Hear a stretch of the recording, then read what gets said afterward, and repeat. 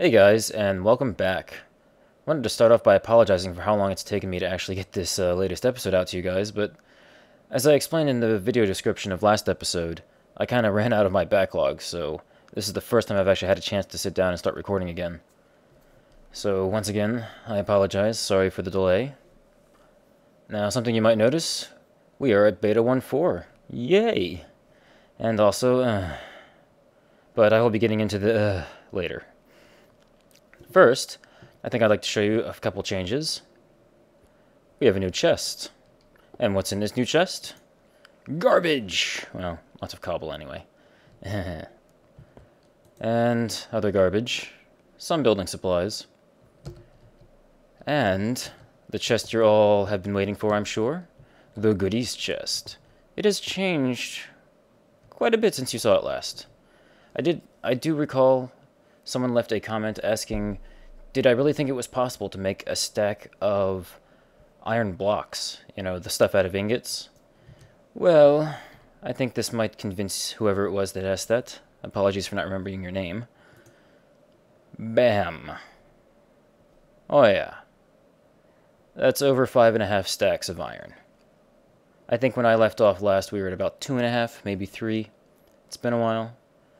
You'll notice I did finally go through and pick up some redstone. Mostly it was me hoping to find diamond behind it, but as you can see, I did not.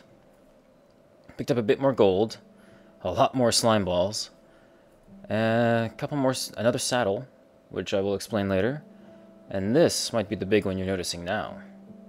Where did I get all this mossy? That's crazy. Well, remember when I thought, well, let me start over. Remember when I said, yes, we're finally done with this cave? Yeah, not so much. Those of you who were saying this is the most monstrous cave you've ever seen, yeah, I think you're right. Very much so right. But, as I promised, this chapter is officially over. If we want to find the rest of the cave, see what else is out there, we will have to leave that for another chapter. So I'm sure I can hear some rejoicing and cheers all the way from out here already. All the way from the future, even. My ears are that good. Anyway, as I promised at the end of last episode, I wanted to show you the nice new quick way of putting in a water ladder. As you can see, I've already gotten it prepped here. Basically, anywhere you want a water ladder, you dig out from the top to the bottom a 3x1. And then, you place your ladders.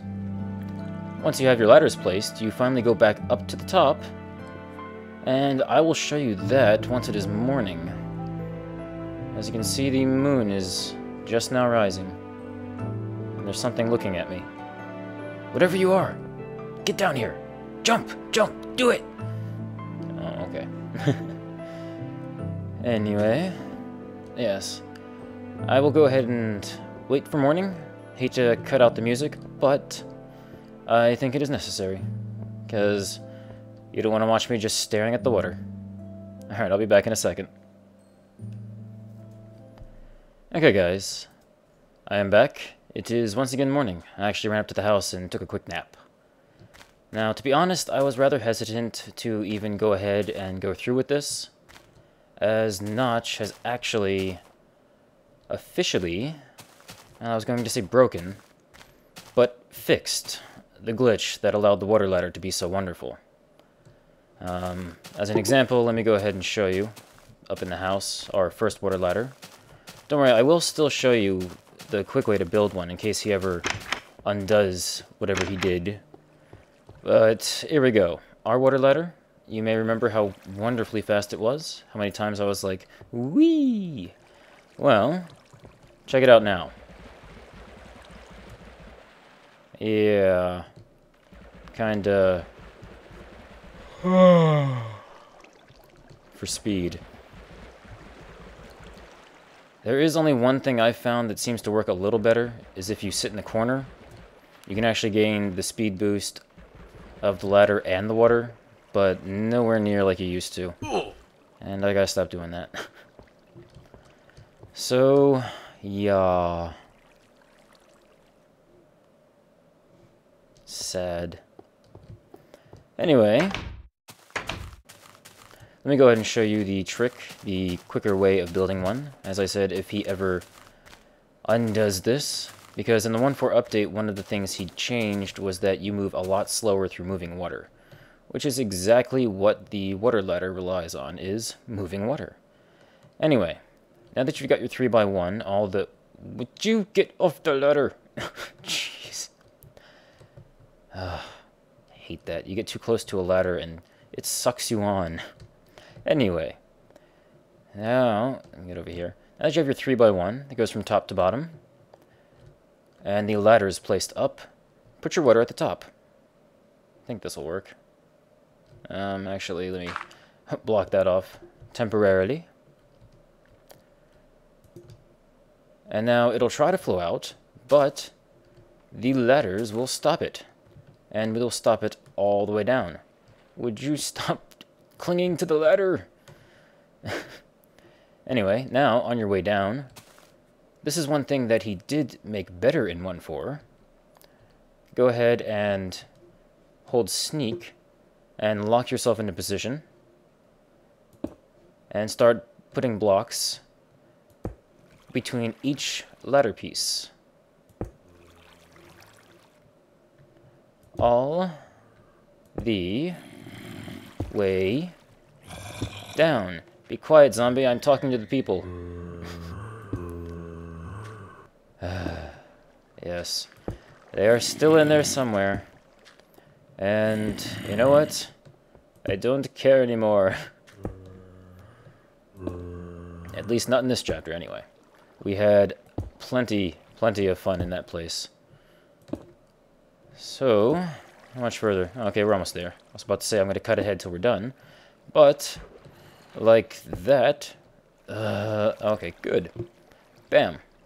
Water ladder top to bottom, very fast. And again, unfortunately, it's very... I mean, the ladder is faster anymore. It's sad. Although if you do in the corner, I think the southwest rule still helps you out a little bit, but not much. So, now that you have your water ladder, plug the top of it. Wow, that grass came in, like, instantly. Okay. So, as I said, if Notch ever decides to fix, undo, whatever, you now have a nice quick way of taking care of this. So, let's jump back in real quick. Fortunately, he didn't do anything to stop the quick drop from working as nicely as it does. So that's a plus. Zombies. Anyway, wanted to go over one more thing with the goodies chest. There's actually less ore than there should be. I actually had to whip up a new set of iron armor and some tools, but I've gone through the tools already. And you might be asking yourself, well, why did I need more armor? Well, I did explain the cave got bigger, didn't I? Yes. Anyway, I was thinking I would show you the parts of the cave I found, but in a very quick fashion. But also, not yet.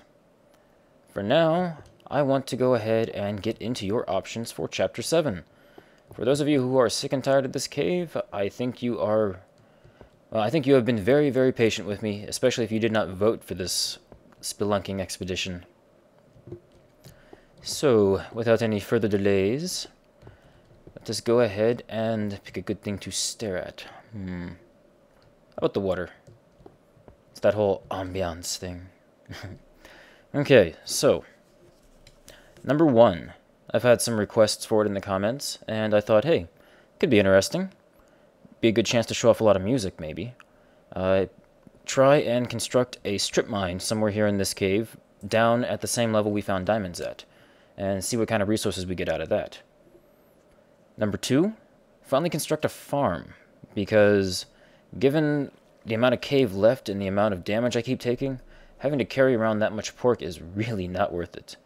Now, because building a farm is a very short-term, very small, simple thing to do, I figured with that option, I would go ahead and throw in build our factories. The feather factory for the zombie spawner, and the arrow factory for the skeleton spawner. Number 3, move into this cave here in preparation for future events. And that would include picking a suitable spot and cleaning up the area between the entrance and wherever we build our base, because now that I know how much deeper and larger this cave is, we might want to move in a lot lower. Okay, and number 4, the one I'm sure all of you have been waiting for. Finally build our mine track from spawn all the way to the house. Given the Minecraft 1.4 update, I don't know, but those are your options for Chapter 7. Don't forget to vote for your favorite one in the comment section below, as well as leave a reply to the vote option with any specifics you have for, well, anything. Whatever you vote for, any specifics you might like to see in that chapter, and I will take those into account. So, for those of you who are still watching, still here, I thought I would take us on a very quick tour of the new caves. Now, if you stick with me, I promise a little bit of a surprise at the end. A little bit of lag, too. Jeez. So, let us get going.